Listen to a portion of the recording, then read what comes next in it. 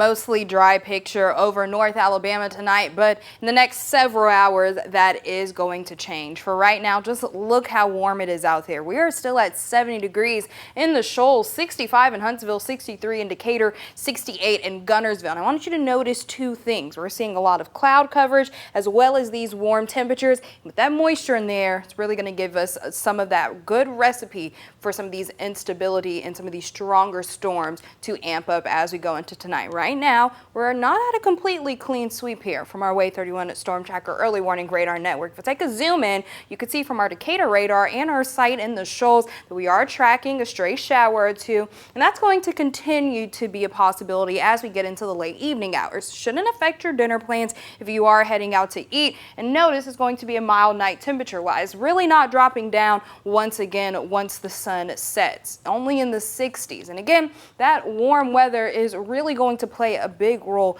in giving us some of that recipe for these possible severe storms. Now, as for most of North Alabama, we'll continue to see stray showers throughout the night into the overnight hours, but it's really once we get into early Monday morning, especially in our areas west of I-65, we're really going to have that potential to see that severe threat. It's very low, but it is worth mentioning. And then as we go into the later part of the Monday morning hours, we see that this system begins to move further east before eventually moving out before we get to Monday afternoon. And then look at what temperatures it leaves behind. We're in the lower 50s by the time we get to your Monday afternoon, and we'll see cooler and drier air. Now, something that is also going to impact us that could bring us some more potential for some of these thunderstorms are these wind gusts. Look at this.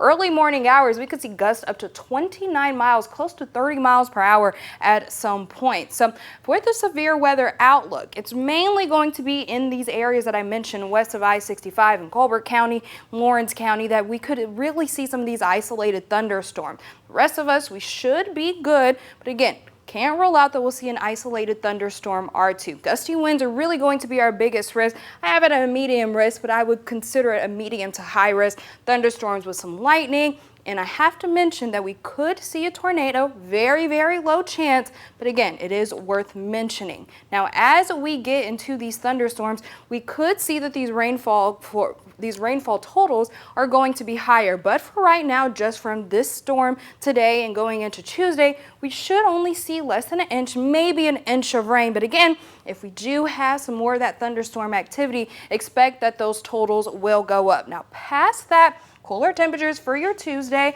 and we're going to have a little bit of a break from the rain. Then once we get to Wednesday, shower activity amps back up. The rest of the work week in the 60s with another chance for rain on Thursday.